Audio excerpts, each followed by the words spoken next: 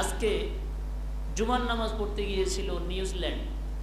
আমাদের মসজিদের মধ্যে ঢুকে একজন ব্যক্তি, সেখানের মধ্যে প্রায় ২৭ জন, না তার চেয়ে বেশি, ৪৯ জন মুসলিমকে মসজিদে ঢুকে, আমাদের বাংলাদেশেরও ৩ জন মসজিদে ঢুকে গুলি করে হত্যা করেছে। আজকে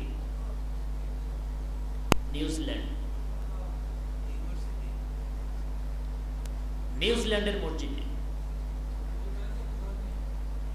অমুসলিম মসজিদে ঢুকে এভাবে হামলা করেছে। এগুলোর ব্যাপারে বিভিন্ন তথ্য দেওয়া তারা শুরু করছে। মুসলিমদেরকে যে হামলা করেছে তার নাকি মাথা মস্তিষ্ক বিকৃত, পাগল হয়ে শুধু মুসলমানদের মসজিদে এসে হামলা করতে পারে। জীবনে পাগল হয়ে হিন্দু, বৌদ্ধ, খ্রিস্টান কারো উপাসনালয়ে যেতে পারে না, শুধুমাত্র মসজিদে এসে মুসলমানদেরকে হামলা করতে পারে, এই জ্ঞান ঠিকই থাকে। নাউযুবিল্লাহি মিন যালিক, আস্তাগফিরুল্লাহাল আযীম। আল্লাহ পাক যারা সালাতরত অবস্থায় আল্লাহর কোনো বিধিবিধান পালন অবস্থায় যদি কেউ দুনিয়া থেকে চলে যায়, ওই বিধিবিধান পালন অবস্থায় কিয়ামতের দিন আল্লাহ তাদেরকে আবার উত্থিত করবেন। সুবহানাল্লাহি ওয়া বিহামদিহি।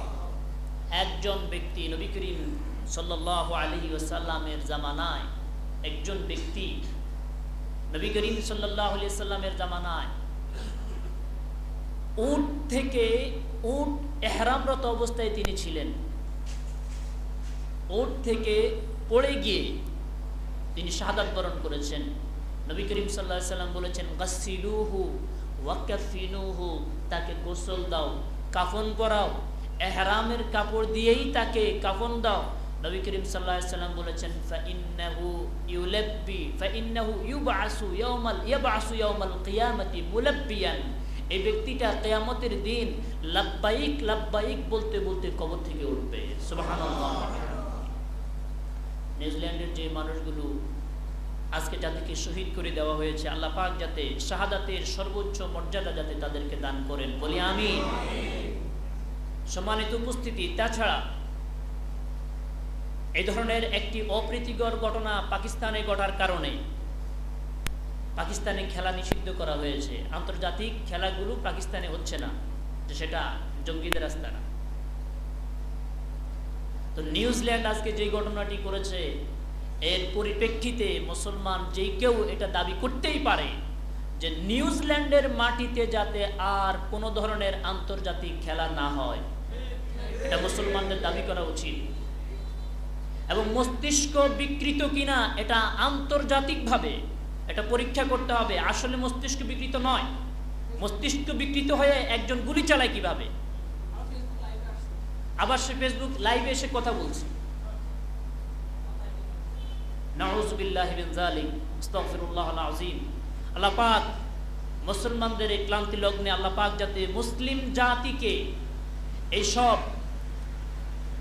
এইসব অত্যাচার থেকে বের করার জন্য আল্লাহ পাক যাতে মুসলমানদেরকে সালাউদ্দিন আইয়ুবীর মতো যাতে নেতা পৃথিবীর মুসলমানদেরকে দান করেন, বলে আমিন।